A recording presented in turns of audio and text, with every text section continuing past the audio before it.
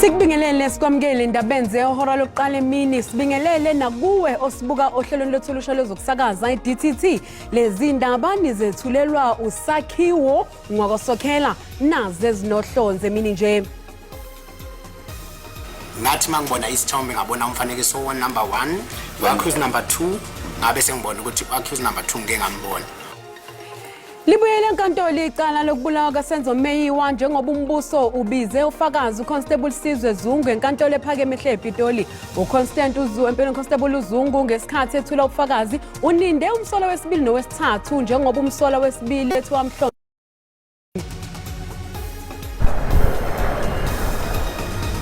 Usalokhu njalo umlilo oqubuke ehlathini eNCT noqaleke ngomgqibelo. Imizamo yokucima lo mlilo ibingakaphumeleli njengoba bezime eziphuthumayo kanye nabacima imililo bethwele kanzima ukucima lo mlilo.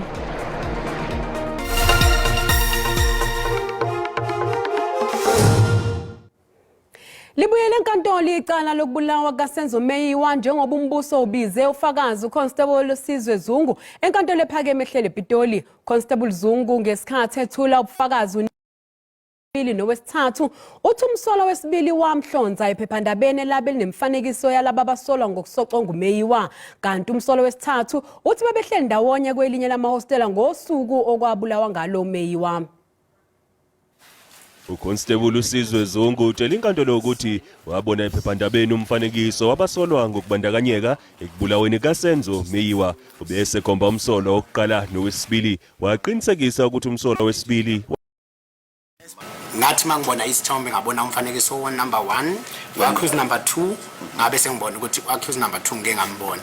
U-accused number 3 ngoba kwakuvezwa ama-dread evulekile bona ukuthi ubani. Uma ukhumbula kahle isithombe bezinamathombe abantu ababili omunye efake ijacket enesigqoko omunye enama-dread side. Izikwalokhu khomba nomsolo wesithathu ngelithi babe ndawonye ngezinsuku okwabulawa ngazo uMeyiwa. Ngabona nje umuntu abamdobile ngabona ukuthi unama-dread kodwa ama-dread ayivulekile emasayidini. I saw a person. Angishongo ukuthi akusiye umangalelo wesithathu kodwa ke ngaleso sikhathi akubuyanga ukuthi ubani. Because ngendlela kwakungayo kuyisithombe sasishuthwe kwi-newspaper sasingafani nesithombe ekade eqhine ngayo ama-dread. Uchazele inkantolo ukuthi akakwazanga ukuhlonza umsolo wesithathu ezithombeni ezethulwa phambi kwenkantolo ngelithi izimpahla bezigqokile wabe sezishintshile wagqoka ezinye. Baba umnisi mangutshela ngithi hey mangifike ekuseni emini wayegqoke so kodwa ngaleso sikhathi masihamba wayegqoke ijacket ebrown. Iskipa nyobe ngizama ukutshengisa wena ukuthi wayevele egqoke iskipa emini nje mangisafika. Ukuthi ufake kanjani ijacket engafakanga iskipa angazi lokho kwenzeke kanjani kodwa manginaye ebesefaka ijacket. Uqulwa ke kwaleli cala kuyaqhubeka enkantolo ephakeme ePitoli. Lezi ndaba zeSABC ngingunqubeko Nzimande. Uyaqhubeka nokusho umlilo emahlathini eNCT Forestry Richards Bay ogwini olusenyakatho yeKwaZulu Natal. Ngomgqibelo icishamlilo kanye nabezime eziphuthumayo bathwele kanzima njengoba lo mlilo usha ubuhanguhangu. Ukuzwa kabanzi ngalolu daba sixhumana nentatheli elandela lolu daba uVusi Khumalo. Vusi sikubingelele indaba ehora lokuqala emini sicela ukuthi ke usichazele ngokwenzekayo njengamanje kuleyo ndawo. Yebo abezimo eziphuthumayo basazama konke okusemandleni uqinisekisa ukuthi leli hoba lomlilo eliqale lapha enkampanini NCT Forestry ukuthi bazama ukuthi balinqande ngoba umlilo kumanje usasha ubuhanguhangu njoba ngima nje eceleni ukuze ubaba uJapan antshengise ukuthi umlilo namanje njengoba usabona intuthu isasho phezulu kukhona kabezimo eziphuthumayo la kade sikhuluma nomeya womkhandlu walapha eCity of Mhlathuze umnumzana Xolani Mashimane Ngwezi akuvezile la ukuthi bazama ngayo yonke indlela kuyiphatha imandla zabo bonke baphumile ukuqinisekisa ukuthi abasebenzi bonke bezimo eziphuthumayo ngokuhlanganyela kanjalo kumele nayo inkampani le NCT okuyinkampani ke le okuyona edila nezinto ezithinta ingodo ezinkulu kanjalo bese yayikhuculula kuba khona umkhiqizo ke walokho okukhuculiwe nakho kudayiselwe amazweni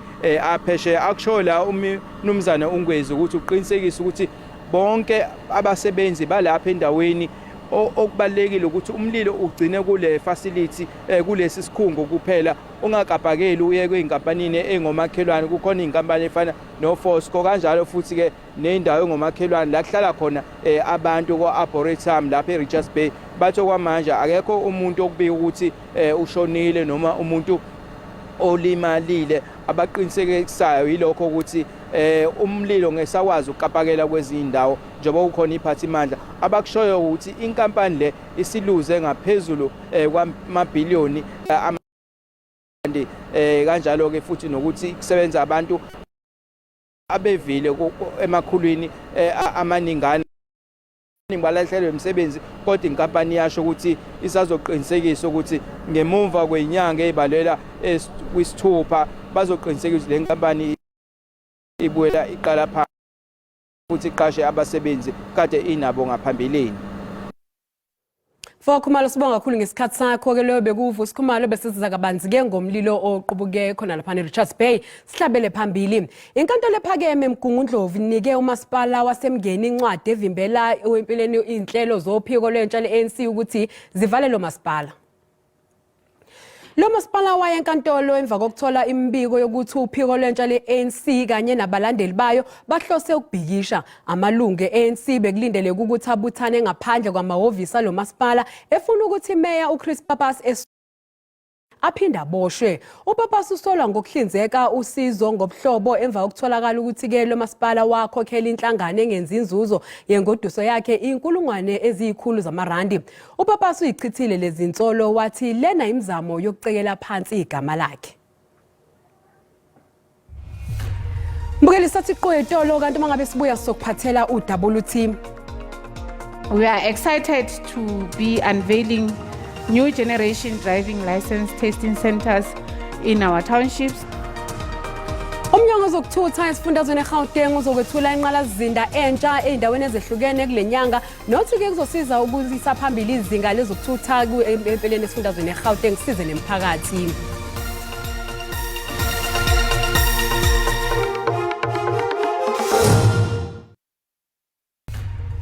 Mbukeli sikubingelele sikwamukela uma ngabe usanda ngena odabeni oluhambe phambili besibike ukuthi libuyele enkantolo icala lokubulawa kaSenzo Meyiwa njengoba umbuso ubize ufakazi uConstable SABC enkantolo ephakeme ehlele ePitoli. uConstable Zungu ngesikhathi ethula ubufakazi uninde umsolo wesibili nowesithathu njengoba umsolo wesibili uthi wamhlonze ephephandabeni. Mbukeli sikukhumbuza ukuthi lezi indaba zikhona na ku-YouTube ngena kuyona uzicinge ngamagama athi SABC izindaba na kanjani uzozithola.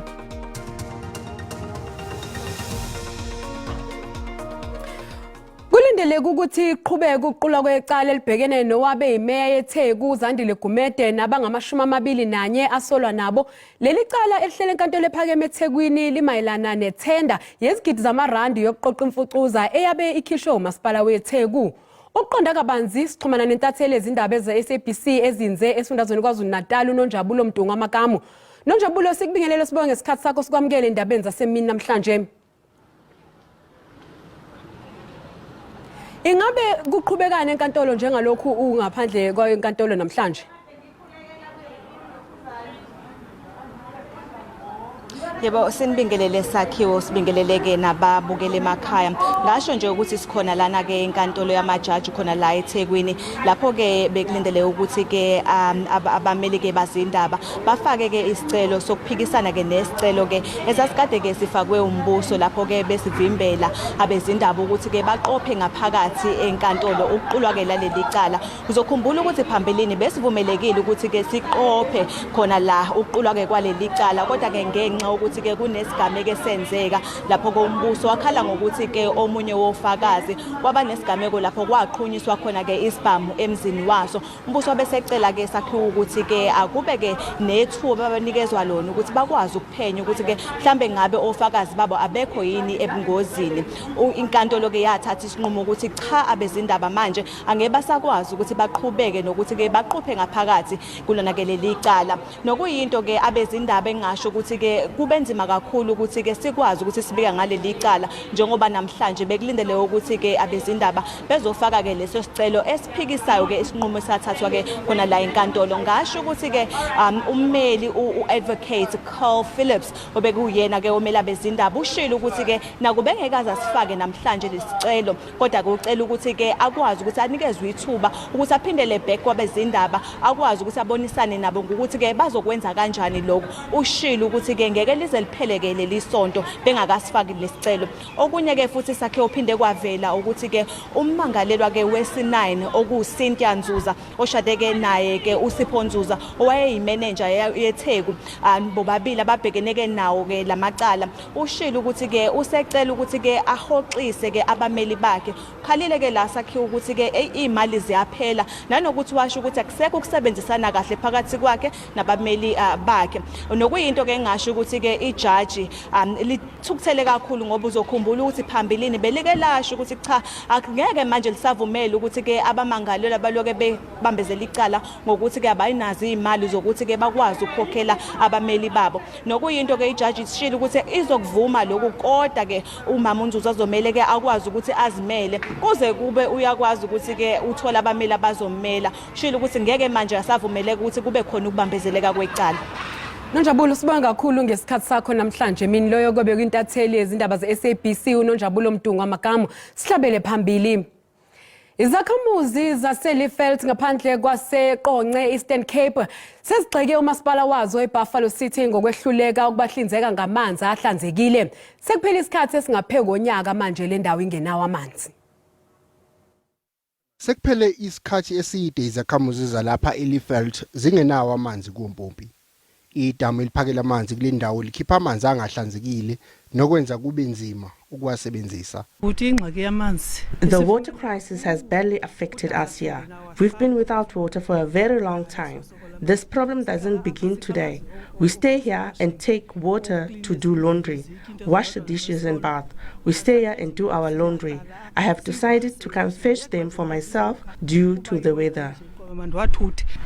This barely affects us because we don't sleep. We wake up very early to come and harvest water. I have been here since 3 a.m. We are looking for this water. This is someone else's yard. Umasipala wendawo ukhala ngokuthi okubalimaza kakhulu ucikela phansi kwenqalazinda kanye nokucisha kogesi. There are issues like vandalism as well as power cuts which are experiencing problems for us, particularly the most affected people being those that reside in rural areas. We are trying to put in water tanks when possible. However, we are making sure that our people at least have got some of this access, because the problem in Buffalo City is not the lack of water but just access to our piping system from the taps. Amalungu omphakathi akhala kakhulu ngokuthi uhlelo lokufakwa kwamanzi emathangini alwasebenza inhlobo umphakathi. Umnyango wezokuthutha esifundazweni saseGauteng uzokwethula inqalazinda entsha ezindaweni ezehlukene kulenyanga nothi zizosiza ukuthi ke zise phambili izinga lezokuthutha esifundazweni eGauteng. Umnyango wezokuthutha eGauteng usutshele abezindaba ngenhlelo zawo ebeziqhubeka ezizokwethulwa ngokusemthethweni kulenyanga kaMfumfu. Phakathi kokunye okuzokwethulwa isikhungo esiyigugu sezokuthutha emahhovisi amakhulu alomnyango eGoli sakhiwa. This marks a significant step forward to implementing the one ticket, one province system that the Premier was talking about. So ours is less talk, more work, and we will be unveiling the center later this month. And the center is equipped with smart technologies that provide real-time data for informed decision-making by commuters and operators. Kuzokwethulwa isikhulu esisha sesitimela eGautrain. He's not new in the agency. He's the current outgoing COO, and I think you can see we are serious about building strong institutions, and part of building strong institutions is to ensure continuity and institutional memory, and TEPO is that. Umnyango uzokwethula izindawo zokubhalisela izincwadi zokufundela ukushayela kanye nezinkundla zokufundela ukushayela emphakathini ehlukene emalokishini futhi. We are excited to new generation driving license testing centers in our townships, and one of those townships that we will be unveiling in this October is the Attridgeville in city of Tshwane. Lo mnyango uthi uzimisele ukuguqula isimo sezokuthutha kulesi sifundazwe uphinde uthuthukise nempilo yabantu bemphakathi yaso. Unobhala jikelele we-South African Communist Party uSoli Mapayila ugxeke uhulumeni ngonyuka kwezindleko zokuphila okuphinde kuphazamise nesimo sengqondo. Lokhu ke ukusho ngesikhathi ekhuluma nezithunywa ze-SABC lapho kubekuthula khona umkhankaso weqembu ephutha lichaba eFree State. I-SABC ayigculisekile neze ngendlela uhulumeni abhekene ngayo nezinselele zenhlalo kanye nezindlela zokuthuthukiswa komnotho. Unobhala jikelele waleli qembu uthi kunesidingo esiphuthumayo sokuthi kubanjwe iqhaza kanye nokulawulwa kwezimali ngendlela efanele. Food prices are increasing every day. Some of the shops, yesterday I was told that people can't even find eggs. As workers and the working class were under siege, we've seen with the international oil price due to the cost of the war in Ukraine, the oil increase in South Africa, including the petrol price. I-ANC ke yona ithi kumele kwenziwe eNingizimu Afrika engacwasi ngokubuhlanga. The South African Communist Party has been in the forefront of ensuring that we build a non-racial movement, that we build a non-racial South Africa, that our policies and our programs and our structures are non-racial. Intsha ithi uhulumeni kufanele akubeke eqhulwini okwakha amathuba emsebenzi. We do believe that in a socialist order, we will not have a situation of youth underdevelopment, youth poverty, youth unemployment that is so rife in the country. Kuphinde kwaba nomcimbi wokube ethuneni lowabe engunobhala jikelele weqembu uThabo Mofutsanyana. Ikhomishana yezobulungiswa izobamba uhlelo lwenhlolo khona kusukela namhlanje. Kodwa lolu hlelo luzokwandulelwa umhlangano olandelwa izimemezelo ezihlobene namacala okungaziphathi kahle kwezinhlaka ke ezahlukene. Kulindeleke ukuba kuqalwe inhlolo khono yamalungu angama-34 azogcwalisa izikhala zamajaji ezweni lonke. Lokhu kuhlanganisa inkantolo yokhetho osekunesikhathi ngenawo amajaji aphelele. With the 2024 elections coming, it is important that the JSC fills that position of the judge of the Electoral Court. For the other courts, including the Labour Court, there are also judicial vacancies there, and which hamper the speed in which the courts are able to progress the cases. So it is also important that those courts are filled as quickly as possible. Abayishumi kulindeleke ukuba babe ingcenye yenhlolo khono ezikhaleni ezine enkantolo ephakeme yokudlulisa amacala kuzophindwa kudingidwe ngamacala okungaziphathi kahle kwezomthetho. In April this year, the Judicial Service Commission suspended 2 judges of the Gauteng High Court, and this time around the Judicial Service Commission will be announcing the tribunal that will investigate those 2 judges, including the members of the Judicial Conduct Tribunal.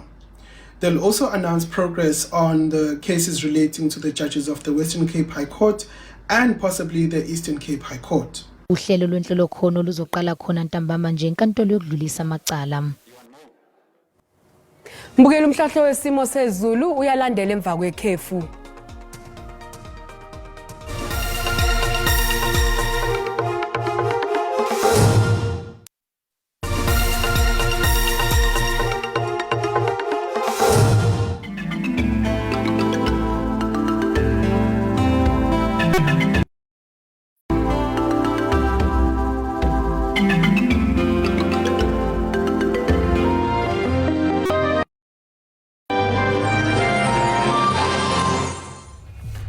Mbukeli sisibeka lapho indaba zehora lokuqala emini siyabuya futhi ngehora lesikhombisa sobe sagiya ngalo likaMagebeko sokhelela inkosazana uManzuza umshazi kanishada ngamaqhoboza usale kahle.